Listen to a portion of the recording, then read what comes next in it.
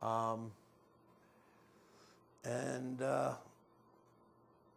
in the late 80s, I believe, I think 89 is when I got my first DWI. And that's where a large part of my life started going downhill.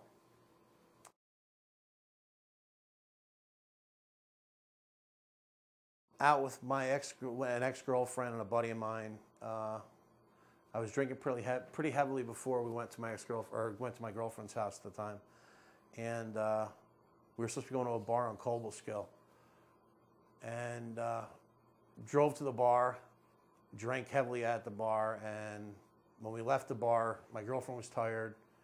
My buddy was staying over at a girl's house in Cobleskill, so I had to drive. And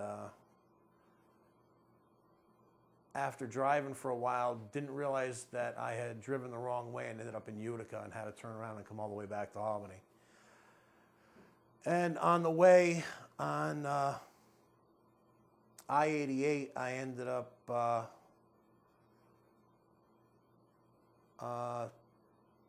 slipping on what I thought was black ice, going off the road and T-boning a guardrail, and totaling the car, pinning my girlfriend underneath the dashboard.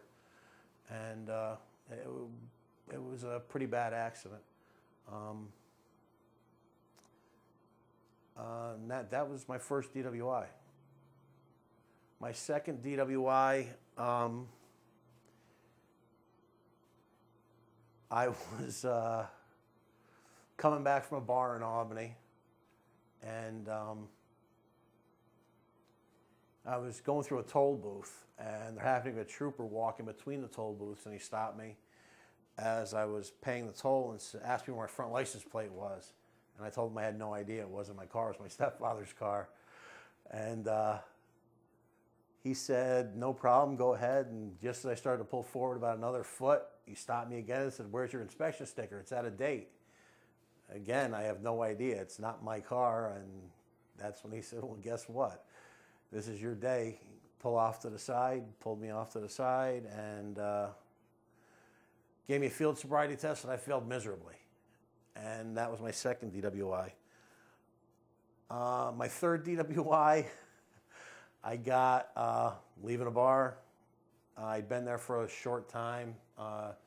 Did a couple of beers really quick, a couple of shots with my older brother and some friends of ours, and I was leaving there to go to another bar, and made it about 7 blocks, and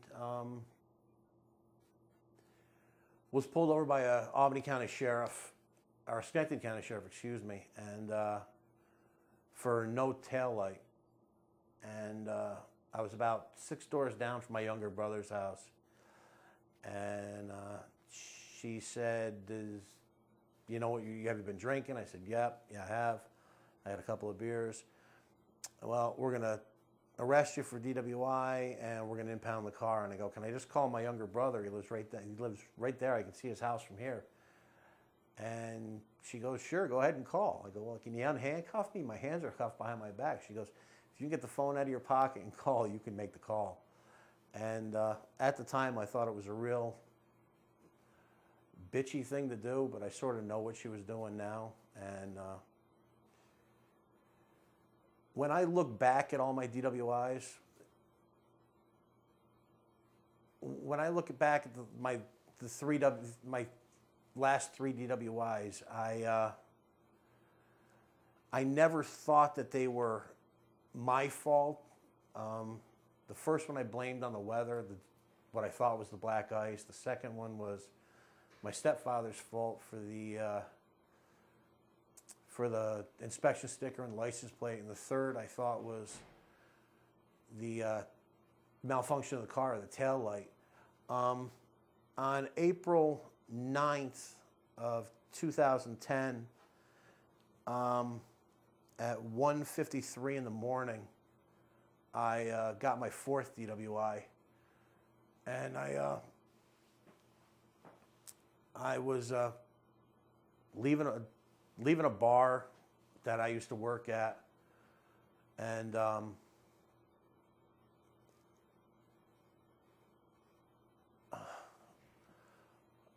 Dropped my cell phone as I was trying to make a turn onto an on-ramp to get on the Northway. And I rolled my truck twice. And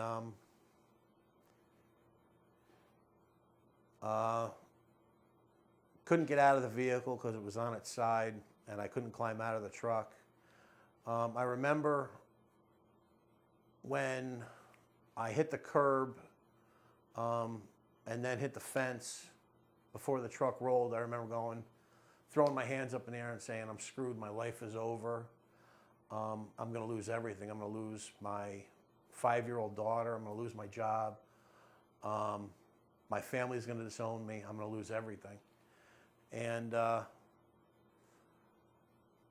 first thing I did when the car stopped rolling was I found my phone and I called my mother and told her that I wouldn't be seeing my daughter the next morning, that I was going to go to jail. And when she asked me what had happened, I explained it to her, and I hung up the phone. The police came, asked me what happened. I told them I'd been drinking, that basically whatever was going to happen was going to happen to me.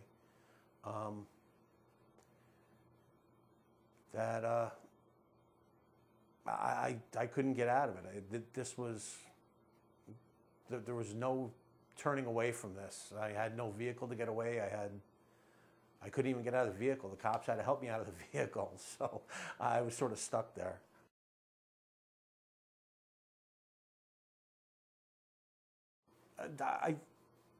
That was my bottom, but I didn't realize it, I don't think, until about 11, 12 o'clock that morning. After the cops, I had to be taken to the hospital because I had some cuts on my arms that needed suturing. And while I was in the hospital in the custody of the police, I told the officers that I planned on taking the gun away from one of them and blowing my brains out. And looking back, I'm glad that I didn't do that. When I was released from the police station that morning, my mother and my daughter came to pick me up, and I had pissed on myself in holding. I had blood all over my shirt. I reeked of alcohol, and my daughter asked me to pick her up and give her a hug, and I couldn't.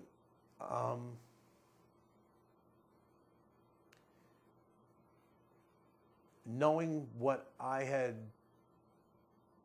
almost done to myself and to my family was the beginning of the end of that part of my life.